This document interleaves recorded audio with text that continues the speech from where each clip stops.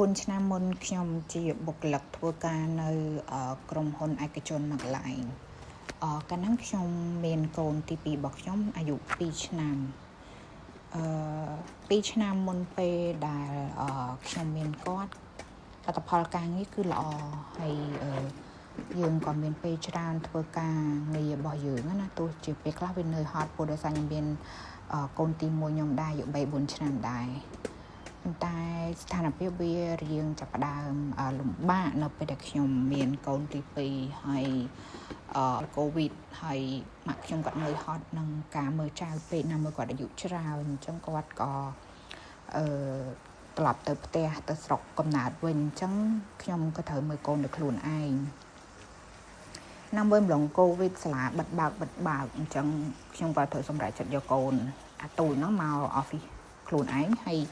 អាធំហ្នឹងគឺពេលខ្លះគឺនៅសាលាអញ្ចឹងទៅពេលខ្លះត្រូវទៅជាមួយប៉ាគេអញ្ចឹងទៅពេលហ្នឹងគឺនឿយហត់ច្រើនហើយយើងត្រូវមានម្នាក់ទៀតយើងណាមួយធ្វើការផងណាមួយការងារផ្ទះបាយទឹកអីសពគ្រប់វាធ្វើឲ្យយើងមិនមានពេលបានសម្រាប់គ្រប់គ្រាន់ហើយភាពនឿយហត់ជាមួយនឹងការងារហើយនឹងការតាមតឹងអារម្មណ៍ផងហើយនៅពេលដែលបូករួមជាមួយដែលយើងសម្រាប់មិនគ្រប់គ្រាន់ទៀតវាធ្វើឲ្យយើង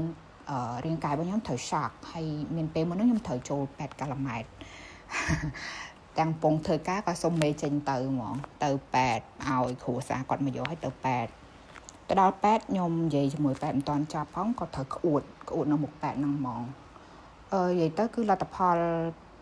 រាងកាយมันជាធ្ងន់ធ្ងរអីទេប៉ុន្តែគ្រាន់ថារបៀបថាយើងកាពះវាធ្វើទុកដោយសារយើងញ៉ាំអាហារមិនបានទៀងទាត់ពេលយើងញ៉ាំកាហ្វេច្រើន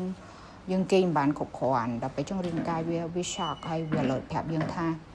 វាអាចទៅរួចវាអាចទៅមុខរួចទៀតបានទេយើងត្រូវការសម្រាកពេលនេះខ្ញុំក៏មានសំណួរខ្លួនឯងថាខ្ញុំត្រូវនៅបន្តវត្តបែបហ្នឹងដល់ពេលណាព្រោះពាក្យថា work life balance ពេលហ្នឹងគឺវាអត់មានណាយើងនិយាយថាយើងមានបន្ទុកច្រើនចុងក្រោយខ្ញុំក៏សម្រេចចិត្តនៅផ្ទះមើលកូនដល់ឡើយ